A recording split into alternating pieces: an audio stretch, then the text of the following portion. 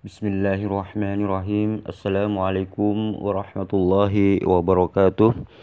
Assalatu wassalamu ala asrafil anbiya'i wal mursalin Sayyidina Muhammadin wa ala alihi wa sahbihi ajma'in. Rabbi israhli sadri wa yassirli amri wahlul 'uqdatam min lisani yafqahu qawli. Para sahabat sekalian, saya juga akan memberitahukan VN-VN yang nyampai kepada saya, dan saya telah menjawabnya kepada pendeta langsung. Dan kali ini saya akan memberitahukan bagaimana suara VN-VN atau penyangkalan-penyangkalan yang dilakukan oleh pendeta ini. Dan saya akan juga menginformasikan tentang bagaimana jawaban saya kepada Bapak Pendeta tersebut gitu loh. Dukung terus channel ini, mudah-mudahan bagi Anda yang mendukung diberikan hidayah oleh Allah dan dimudahkan segala urusannya dan diberikan kesuksesan fid dini wad dunya wal akhirah. Amin amin Allahumma amin. Selamat mendengarkan. Sampai sebagai muslim bisa aja menyangkal ya Tuhan kok mengajarkan pembunuhan. Mas, saya udah katakan itu adalah apa yang sudah diajarkan di kitab Torah. Di Quran sampean nggak ada karena Quran bukan wahyu, Mas. Ngerti? Itu pangkalnya. Nah, beginilah Bapak Pendeta ini setelah memaparkan kepada saya tentang konsep penebusan dosa, bahwa Tuhan datang ke dunia dan dan disalibkan itu sebagai penebus dosa katanya. Nah, saya mengatakan menurut saya ini bukan sebuah penebusan dosa, tetapi ini adalah menambah dosa baru. Karena apa? Karena manusia ini adalah membunuh Tuhan gitu loh.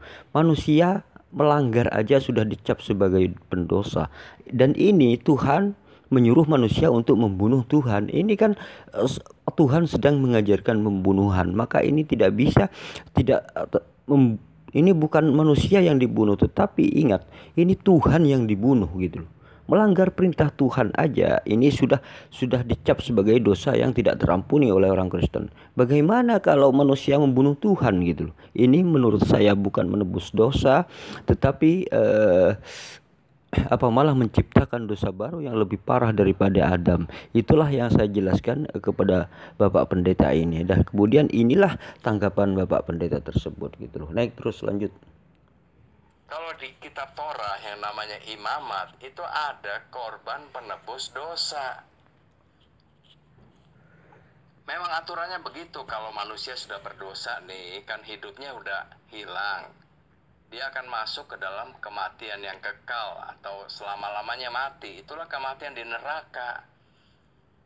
Nah, supaya manusia itu tidak mengalami kematian kekal, harus ada korban pengganti gitu loh. Itu di Torah sudah ada, begitu. Nah, pendeta ini juga memberikan penjelasan kepada saya, menjawab bahwa di dalam imamat itu sebenarnya sudah ada konsep penebusan dosa, itu sudah ada katanya. Kalau di dalam imamat pendeta ini menjelaskan bahwa orang itu menyembelih domba, menyembelih hewan, kemudian hewan itu disembelih dan dipersembahkan kepada Tuhan. Itulah cara penebusan dosa di dalam perjanjian lama, kata pendeta ini. Maka saya jawab juga, Pak Pendeta, kenapa Anda menyamakan antara Tuhan dengan binatang gitu loh. Nah, kalau di dalam imamat Tuhan itu memerintahkan menyembelih binatang. Kalau ini cara-cara bertobat, saya bilang gitu. Inilah cara-cara bertobat. Kalau sudah melakukan dosa dan bagaimana caranya Anda bertobat, maka Anda harus harus Anda ini menyembelih binatang sebagai kurban gitu loh. Sebagai kurban.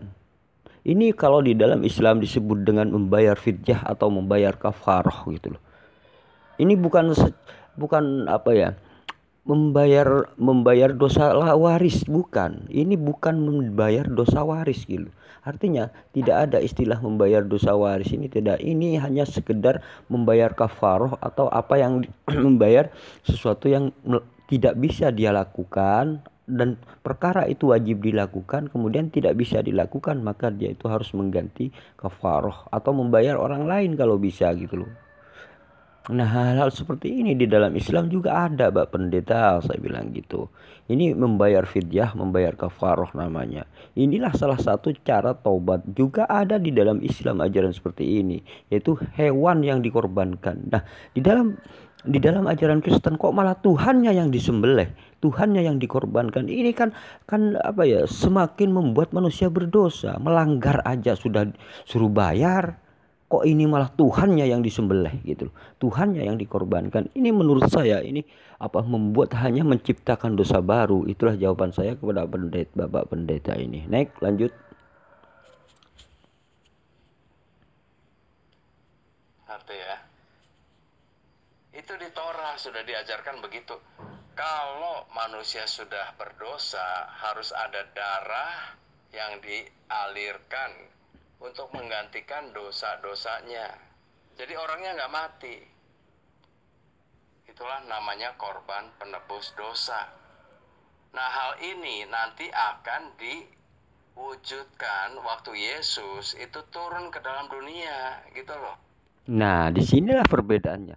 Kalau orang Yahudi, dia itu kan menyembelih binatang. Menyembelih binatang untuk membayar atau menebus atau membayar kafaroh atau menebus kafaroh, menebus fidyah atau menebus sesuatu yang tidak bisa dilakukan gitu loh dalam perintah Tuhan, kan begitu.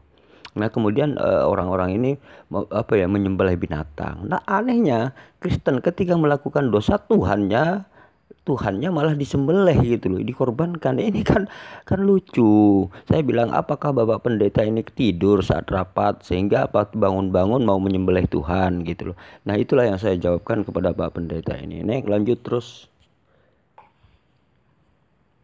Dalam bentuk apa? Ya, pencurahan darahnya di atas kayu salib untuk menebus dosa manusia. Itu bukannya. Nah, Bapak Pendeta ini kalau di dalam imamat, kalau di dalam perjanjian lama, di dalam keyakinan Yahudi, manusia itu harus mencurahkan darah darah binatang katanya, agar dosanya ditebus katanya. Nah, kemudian artinya harus menyembelih binatang gitu loh. Eh, Kalau apa ya, biar tidak mati kekal katanya. Nah, seperti itulah tanggapan pendeta. Nah, maka saya berkata begini, Pak Pendeta, kalau Yahudi itu menyembelih binatang itu untuk menebus dosa, kenapa Bapak Pendeta malah menyembelih Tuhan untuk menebus dosa gitu? Apakah ini sudah benar Pak Pendeta konsep di dalam ajaran Anda? Soalnya Tuhan datang hanya untuk disembelih gitu loh sama Anda gitu, hanya untuk dijadikan korban sama Anda gitu loh. Nah, ini apa ya, menjadi polemik sendiri sebenarnya di apa keyakinan pendeta ini. Bahkan begini, ketika saya pernah bertanya kepada Pak Luga ini. Pak Luga, bagaimana konsep penebusan dosa itu menurut Anda? Maka Pak Luga ini menjawab bahwa apa, Tuhan itu datang menebus kepada iblis kan. Karena iblis yang berkuasa di apa, yang berkuasa kegelapan. Penguasa kegelapan ini adalah iblis, maka Tuhan menebus kepada iblis gitu. Artinya korban daripada yang menerima tebusan ini menurut Pak Luga itu adalah iblis katanya. Ini pendapat Pak Luga, namun beda dengan pendeta Bapak Salim ini, Bapak Pendeta ini. Bapak Pendeta ini tidak mau mengatakan bahwa iblis sebagai penerima tebusan, dan dia itu memang berbeda gitu loh antara Kristen satu dengan Kristen lainnya. Dalam konsep penebusan dosa ini itu belum lainnya. Dalam hal konsep penebusan dosa ini aja, ini pendeta ini sudah berbeda gitu. Artinya di dalam ajaran Kristen ini menurut saya hanya berdasarkan asumsi masing-masing gitu loh. Next. Ya, Allah mengajarkan pembunuhan. Yang mengajarkan pembunuhan adalah Allahnya sampean. Nah, ini perangilah. Nah, katanya apa di dalam Pak David ini, Pak Pendeta ini mengatakan, kalau misalkan konsep penebusan dosa, saya katakan Pak Pendeta, ini kan cuman apa, seolah-olah Tuhan itu mengajarkan pembunuhan terhadap manusia. Adam aja melanggar perintah Tuhan sudah dicap sebagai berdosa. Nah, ini kedatangan Yesus ini malah menyuruh manusia membunuh Tuhan gitu loh. Nah, ini sebenarnya Kan sama aja Tuhan mengajarkan membunuh manusia manusia diajarkan oleh Tuhan untuk agar supaya membunuh Tuhan gitu. Ini kan sebenarnya mengajarkan pembunuhan. Nah, pendeta ini mengatakan malah eh, menuduh Islam itulah sebagai apa ya, Tuhan yang mengajarkan pembunuhan. Perangilah gitu loh. Nah, saya jawab juga, kalau bicara perang maka di situ adalah sangat-sangat di dalam Bible Anda, di dalam kitab suci Anda ini tuh sangat-sangat sadis.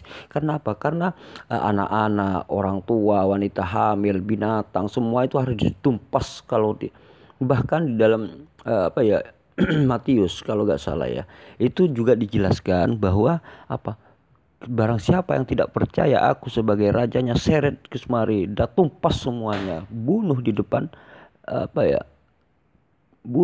mataku gitu loh. Nah, ini hal-hal seperti ini kan itu perjanjian, hal dan juga pembunuhan, bahkan di dalam di dalam Bible itu juga dikatakan gitu loh. Banyak sekali, tumpaslah orang Amalek itu, tumpaslah, dan banyak lagi tumpaslah anak-anak, binatang, anak-anak kecil, terus kemudian wanita hamil, orang tua, dan seterusnya, tumpas habisi semua. Ini sebuah kekejaman menurut saya. Itulah yang saya paparkan kepada Bapak Pendeta. Terus nih, kalau perangi kan mesti ada darah, orang yang nggak salah juga diperangi. Nah, ini pendeta ini mengait-ngaitkan antara darah binatang dengan darah orang. Padahal di dalam Islam tidak seperti itu. Pada dalam Islam, ketika kalimat perang itu ada aturannya, tidak boleh membunuh orang hamil, tidak membunuh orang tua, tidak boleh membunuh orang yang tidak berdaya. Itu walaupun di dalam peperangan, di dalam Islam diajarkan seperti itu, tidak boleh. Jadi ketika musuh itu tidak berdaya, misalkan sudah menyerah, maka umat Islam dilarang membunuh, kecuali musuh itu ingin membunuh maka boleh membunuh gitu loh. Namun ketika musuh itu menyerah, atau ketika musuh itu misalkan sudah tidak berdaya, itu dilarang dibunuh di dalam ajaran Islam. Dan juga dilarang membunuh anak-anak gitu. Walaupun ada anak-anak, dilarang membunuh. Apapun selain musuh yang dihadapinya itu dilarang diotak-atik, dilarang dibunuh di dalam Islam gitu. Kecuali orang yang membunuh saja gitu. Kalau ada orang ingin membunuh di dalam peperangan, maka umat Islam wajib melawan. Itu aturan di dalam umat Islam. Ini tidak sembarangan, ada aturannya gitu. Beda dengan yang ada di Bible, tumpas semua, habiskan orang Amalek itu, dan seterusnya, dan bunuh orang hamil, bunuh anak-anak, bunuh orang tua, jangan sisakan, bunuh binatangnya sekalian. Dan ini kekejaman yang saya baca di dalam peperangan, saya bilang gitu. Terus kemudian naik lanjut, sampai orang itu percaya atau tunduk kepada Allah dan Muhammad sebagai rasulnya. Ini Allah sampean yang mengajarkan pembunuhan. Nah, ketika orang berperang disuruh melawan, dia menuduh bahwa ajaran Islam itu mengajarkan pembunuhan katanya. Disinilah letak kebodohan pendeta ini sendiri sebenarnya. Di dalam perang kalau tidak dibunuh ya kalau tidak dibunuh pasti membunuh, kan begitu. Kalau tidak membunuh pasti dibunuh, kan begitu. Hanya dua pilihan di dalam perang itu. Maka dari situ Allah memerintahkan, lawanlah kalau orang yang ingin memerangimu, maka perangilah. Kan begitu, perangilah mereka. Karena mereka itu orang-orang kafir ini ingin memerangi Islam, kan begitu. Namun ada aturannya, jangan memerangi orang yang lemah, jangan membunuh anak-anak, jangan membunuh orang yang tidak berdaya. Ini dilarang di dalam ajaran Islam gitu loh. Nah, hal-hal seperti ini, setelah saya mengatakan, Pak Pendeta, kalau manusia disuruh membunuh Tuhan untuk menebus dosa, Tuhan hanya dijadikan tumbal, Tuhan hanya dijadikan penebus dosa. Ini menurut saya tuh bukan penebusan dosa, Pak Pendeta, tetapi menciptakan dosa baru yang lebih parah daripada Adam. Adam aja melanggar, sudah dicap sebagai pendosa, Tuhan ini malah membunuh Tuhan. Saya bilang ini menciptakan dosa baru, bukan menebus. Kalau orang Israel, kalau orang Yahudi dalam imamat, dalam perjanjian lama, dia itu kan membeli binatang untuk disembelih gitu. Kenapa Pak Pendeta malah menyembelih Tuhan? Saya bilang gitu. Ini kan apa ya? Penghinaan terhadap Tuhan itu sendiri. Seakan-akan Tuhan mengajarkan manusia membunuh Tuhan. Ini kan apa ya? Sangat lucu dan juga sangat tidak mendidik, saya bilang gitu. Terus lanjut. Jangan dibolak-balik dong ya.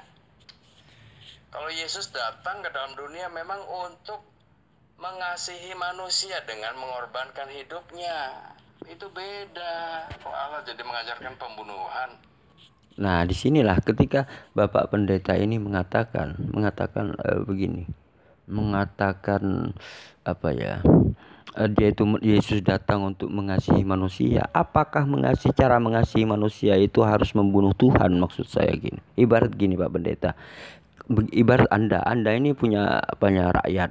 Karena kasihnya pada rakyat Anda minta dibunuh kepada rakyatnya. Karena rakyatnya itu melakukan semua kesalahan, korupsi, mencuri. Kalau saya karena saya kasihnya, maka Anda merencanakan pembunuhan Anda sendiri. Anda merencanakan bunuh diri. Ini gambaran orang yang putus asa, saya bilang gitu. Ini gambaran orang yang putus asa, bukan kasih, tetapi putus asa melihat rakyatnya sudah melakukan kesalahan semua. Artinya Tuhan Anda ini putus asa melihat Anda berdosa, saya bilang gitu. Terus naik lanjut. Saya udah katakan, Allah mengampuni itu bukan dengan cara simsalabim. Kamu sudah saya ampuni, udah masuk surga semua. Enggak begitu. Nah, Kak, saya terangkan di dalam konsep kalau konsep di dalam Islam tentang bagaimana cara minta ampun kepada Allah, maka di dalam Islam ini adalah Allah memberikan cara atau memberikan solusi bagaimana caranya bertaubat gitu loh. Ya seperti salah satunya misalkan gini. Kalau Anda misalkan ibadah haji dan Anda tidak mampu melakukan tidak bisa lagi melakukan rukun haji, maka Anda membayar fidyah, membayar kafarah, membayar tebusan. Maka Anda harus membeli binatang dan kemudian binatang itu disembelih, saya bilang gitu. Nah, kemudian hal-hal itu untuk bukan menebus dosa waris, saya bilang gitu. Begitu juga dengan imamat. Dalam imamat itu bukan menebus dosa waris. Gak ada istilah dosa waris ditebus dengan binatang, gak ada. Hanya di dalam ajaran Kristen, saya bilang gitu. Kalau ajaran Kristen ada dosa waris kemudian menyembelih Tuhan. Disinilah yang tidak Bapak Pendeta sadari, saya bilang begitu. Terus naik lanjut lagi. Sampai juga kan neraka nantinya kan. Harus berjalan dulu di Siratul Mustaqim kan. Kalau kecemplung gimana? Ya mati kan neraka. Nah, saya mengatakan begini kepada pendeta, Pak Pendeta, karena awalnya Pak Pendeta ini mengatakan kepada saya, kalau dalam Islam kan wariduha katanya, menyinggung salah satu ayat di dalam Al-Qur'an gitu loh. Bahkan di dalam Al-Qur'an, maka saya jelaskan tentang surat Maryam ayat yang ke-70 sampai 71 tersebut. Maka ketika itu pas saya bacakan kepada pendeta, maka akan saya bacakan lagi di sini ya. Di dalam surat Maryam ayat yang 70 sampai 72 ini juga menjelaskan tentang bagaimana proses masuk surga gitu. Ini bukan proses penebusan Pak Pendeta gitu. Tetapi di sini proses masuk surga, bagaimana cara orang itu masuk surga gitu. Maka di ayat yang ke-71 dikatakan, A'udzubillahi minasyaitonirrajim. Bismillahirrahmanirrahim. Wa in minkum illa wariduha kana 'ala rabbika hatman maqdiya. Dan tidak ada seorang pun daripadamu melainkan mendatangi neraka. Hal itu bagi Tuhanmu adalah suatu kemestian yang sudah ditetapkan. Nah, disinilah Bapak Pendeta ini mempermasalahkan ayat ini. Maka saya menjawab di dalam ayat 72-nya. Coba Anda baca Pak Duta. Tsumma nunajjil ladzina taqaw wa nadharudz zalimina fiha jithiya. Kemudian kami akan menyelamatkan orang-orang yang bertakwa dan membiarkan orang-orang yang zalim di dalam neraka dalam keadaan berlutut. Nah, disinilah Bapak Pendeta saya bilang gitu. Nah, ini di sini Artinya ketika orang itu misalkan ada siratal mustaqim, nah di sini yang Allah akan menyelamatkan, Allah akan menolong orang-orang yang takwa, saya bilang gitu. Di dalam sesuatu yang sangat pelik, manusia tidak mungkin mampu melewatinya, maka disinilah pertolongan Allah, saya bilang gitu. Allah menolong orang-orang yang takwa, saya bilang gitu. Allah menolong orang-orang yang takwa dan membiarkan orang-orang yang dolim. Artinya orang-orang seperti pendeta yang ingkar kepada Allah akan dibiarkan oleh Allah sehingga Pak Pendeta bertekuk lutut di neraka, gitu loh. Saya mengatakan seperti itu. Maka memang semua orang tidak akan sanggup kalau hanya berdasarkan kesanggupan dirinya, kecuali dengan pertolongan Allah, saya bilang gitu. Maka di sini Allah yang menolong umat Islam ini, Allah yang menolong orang-orang yang takwa ini, gitu loh. Allah yang menolong sehingga manusia, sehingga orang-orang takwa ini, sehingga orang-orang Islam ini masuk ke dalam surga, dan membiarkan orang-orang yang dolim pada dirinya sendiri. Artinya seperti Anda ini ingkar kepada Allah, Allah akan membiarkan Anda masuk ke dalam neraka kekal selama-lamanya, saya bilang gitu kepada pendeta ini. Nah, naik lanjut. Dan tidak mungkin orang itu sebaik apapun bisa berjalan di atas jembatan yang tipisnya satu rambut dibagi 7. Itu sudah menyatakan kemustahilan atau ketidakmungkinan. Nah, disitulah Bapak Pendeta ini menyinggung masalah tidak mungkin manusia itu mampu menyeberangi atau melewati Shirathul Mustaqim yang seperti rambut dibelah 7. Pendeta ini mengatakan seperti itu. Nah, hal-hal seperti itu saya sudah katakan kepada pendeta. Di sini Pak Pendeta, "Tsumma nunajjil ladzina taqaw au nadzarul zalimina fiha jithiya." Dan kemudian kami, kata Allah, akan menyelamatkan orang-orang yang bertakwa. Nah, di sini peran Allah, Allah yang menyelamatkan, gitu loh, sehingga manusia itu bisa mampu menyeberangi Shirathul Mustaqim. Ini pertolongan Allah, Pak Pendeta, karena Allah berjanji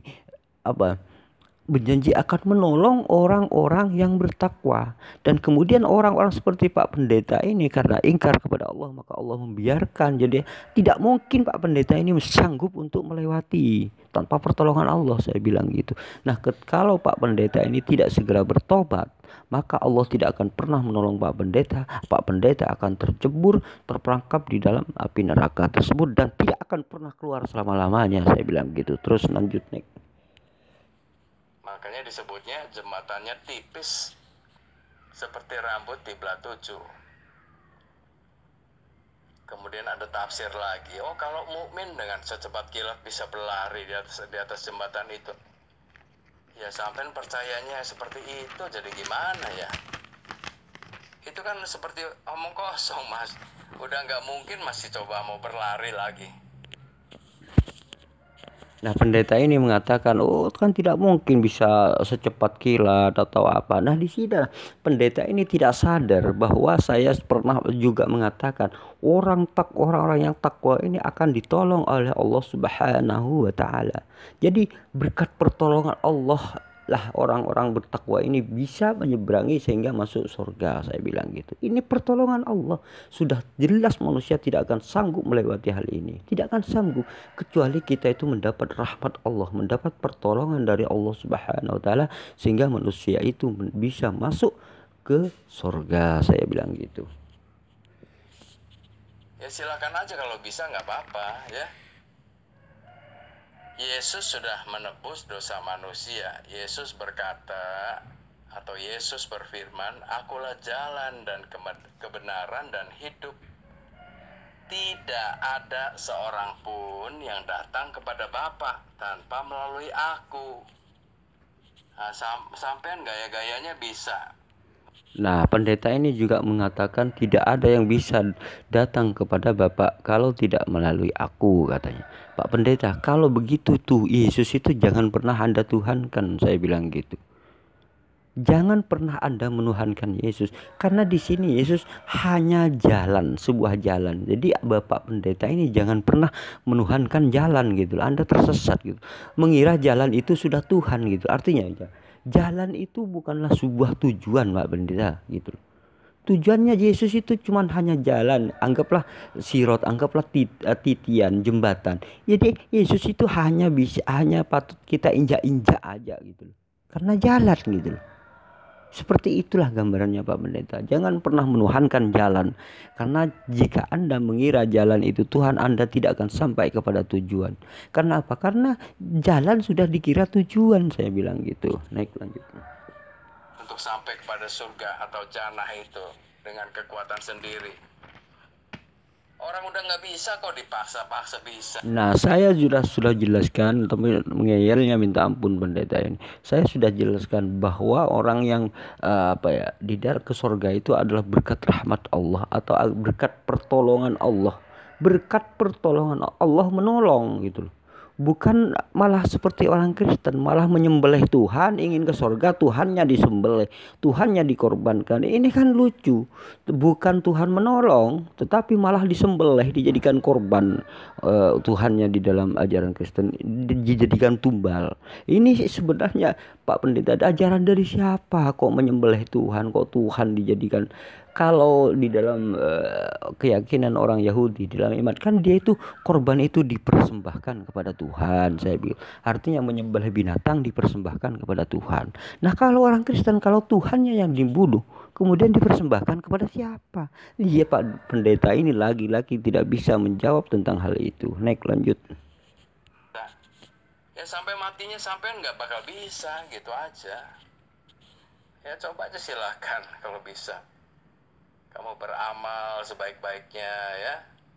Bersolawat, bersolat sebanyak-banyaknya, berpuasa. Tidak akan bisa semuanya itu Mas ya.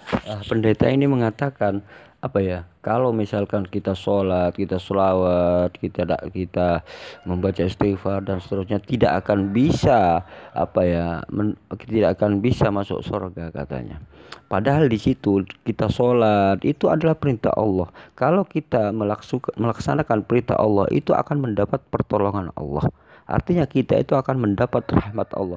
Nah, rahmat Allah inilah yang mampu menyelamatkan kita. Ketika kita mendapat rahmat, mendapat pertolongan Allah, maka ini artinya kita mendapat rahmat Allah. Beda dengan ajaran Kristen. Kalau ingin selamat katanya harus membunuh Tuhan, harus menjadikan Tuhan sebagai korban sembelihan, harus menjadikan Tuhan ini sebagai korban, sebagai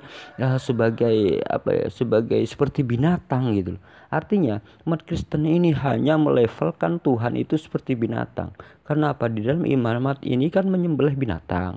Sementara orang Kristen ini mau menyembelih Tuhan, artinya mengorbankan Tuhan gitu loh. Nah, di sini Tuhan ini harus dibunuh katanya kalau ingin selamat orang Kristen. Jadi manusia ini kalau ingin selamat, Tuhan itu harus dibunuh katanya. Ini adalah sebuah konsep yang salah, saya bilang gitu. Terus naik lanjut. Kalau bisa Yesus tidak perlu nuzul ke dunia ini. Nah, itulah yang katanya Islam itu memperbaiki atau menyempurnakan. Menyempurnakan apa? Orang udah nggak bisa kok. Nah, orang Kristen, pendeta ini juga mengatakan, kalau begitu Yesus tidak usah turun. Artinya kalau bisa rahmat itu bisa menyelamatkan, Yesus tidak usah turun. Siapa bilang Tuhan turun, Pak Pendeta? Yang mengatakan Tuhan turun itu konsep Anda. Sementara di dalam kitab suci Anda, Yesus itu tidak pernah menyatakan dirinya sebagai Tuhan, saya bilang gitu. Gak pernah Yesus menyatakan dirinya Yesus sebagai Tuhan, mengajarkan dirinya sebagai Tuhan. Itu gak pernah, saya bilang gitu. Gak pernah gitu. Gak pernah saya bilang gitu. Nah, kemudian pendeta ini kalau begitu Yesus gak perlu turun. Nah, memang Tuhan gak turun pendeta. Cuman dogma Anda yang mengatakan Tuhan itu turun kemudian harus dijadikan korban, harus disembelih. Itu keyakinan Anda sendiri. Saya gak ikut-ikut, saya bilang gitu. Terus naik lanjut. Apanya yang disempurnakan coba? Apanya? Ya dalam hal inilah ya sampean itu kayak orang Yahudi. Orang Yahudi juga beranggapan begitu. Dengan menjalankan hukum Torahnya Musa sesempurna mungkin, ya mereka merasa dirinya bisa gitu loh. Tapi kalau orang Yahudi masih percaya kepada korban penebusan dosa. Nah, sampean nggak ada sama sekali. Nah, katanya umat Islam ini sama dengan orang Yahudi di dalam konsep dosanya, bagaimana cara menebus dosa gitu loh. Artinya tapi juga mengatakan beda di dalam Islam. Kalau Yahudi menyembelih binatang sebagai penebus dosa, ini sebenarnya pendeta ini tidak tahu apa-apa tentang konsep penebus dosa yang dimaksud gitu loh di dalam imamat gitu. Padahal di dalam imamat itu jika seorang rabi melakukan sebuah melanggar perintah Tuhan, maka dia itu wajib membeli binatang dan kemudian menyembelih binatang dan dipersembahkan kepada Tuhan. Artinya sebagai fidyah, sebagai kafarah. Ini sama juga di dalam ajaran Islam ada sebagai kafarah. Jika orang itu misalkan ibadah haji, dia itu tidak bisa mengerjakan salah satu dari salah satu dari rukun haji misalkan, yang bisa dibayar dengan kafarah, maka dia itu harus membeli kambing, atau harus berkorban, atau harus membayar fidyah gitu loh. Di sini sebenarnya sama gitu loh. Tetapi ini bukan penebus dosa waris gitu loh. Nah, beda dengan Kristen. Kalau Kristen ini kan menebus dosa waris baik di dalam Bible, baik di dalam Alkitab, baik di dalam Perjanjian Lama atau di dalam ajaran Islam, tidak ada istilah dosa waris, itu tidak ada gitu. Hanya orang Kristen yang mengatakan ada dosa waris sehingga Tuhan harus dibunuh gitu. Itu hanya ada di dalam ajaran Kristen gitu loh. Saya bilang gitu. Naik lanjut. Udah nggak mungkin dosanya nggak ada yang nebus lagi. Ngerti ya Mas ya? Jadi amal itu memang baik, tapi itu tidak cukup untuk penebusan dosa. Nah, pendeta ini mengatakan amal itu memang baik, tetapi tidak cukup untuk menebus dosa, begitu. Nah, kalau ingin dosa itu ditebus harus membunuh Tuhan, kan begitu. Intinya begitu dalam Kristen ini. Karena apa? Karena Tuhan harus dikorbankan, rela menjadi korban. Artinya gini, Tuhan ini hanya dianggap sebagai seperti binatang. Kalau dosa diampuni, itu harus percaya Tuhan itu dibunuh. Seperti itu. Nah, ini kan sebenarnya penyesatan atas nama Tuhan sebenarnya. Naik lanjut. Kamu ada cacat sedikit aja di hadapan Allah, kamu tidak akan masuk ke surga. Gak mungkin. Ya, itu aja deh. Nah, itu kamu ada cacat aja sedikit, tidak mungkin katanya masuk surga. Nah, justru itulah Allah menolong orang-orang mukmin, orang-orang Islam. Allah menolong orang-orang yang takwa gitu loh. Kemudian disuruh menyembelih korban. Artinya kurban ini, kalau hari raya kurban itu sebagai ujian dari Allah kepada umat Islam. Artinya apakah lebih mencintai dunia atau lebih mencintai Allah gitu loh. Kemudian umat Islam ini sebenarnya umat Islam juga mencari ridho Allah, yaitu meminta permohonan, menginginkan sebuah rahmat dari Allah agar Allah dapat menolong kita gitu loh. Berkat rahmat Allah kita dapat diselamatkan gitu loh. Karena ketika kita melaksanakan perintah Allah, maka Allah akan memberikan sebuah rahmat kepada kita. Ini yang tidak pendeta ketahui. Nah, pendeta ini selalu bersikukuh dengan argumennya bahwa kalau ingin selamat harus percaya Tuhan itu dibunuh. Nah, ini hal-hal seperti inilah pendeta yang tidak pendeta pikirkan gitu. Ya, kalau di dalam Islam sampean bukannya manusia dicampur adukan dengan Tuhan, ini sampean juga salah semua sih. Nah, saya katakan gini, Pak Pendeta, jangan pernah mencampur adukkan Tuhan dengan manusia. Ketika Anda mengatakan Tuhan menjadi manusia, maka sama aja Anda ini mencampur adukkan Tuhan dengan manusia. Saya bilang gitu. Wassalamualaikum warahmatullahi wabarakatuh.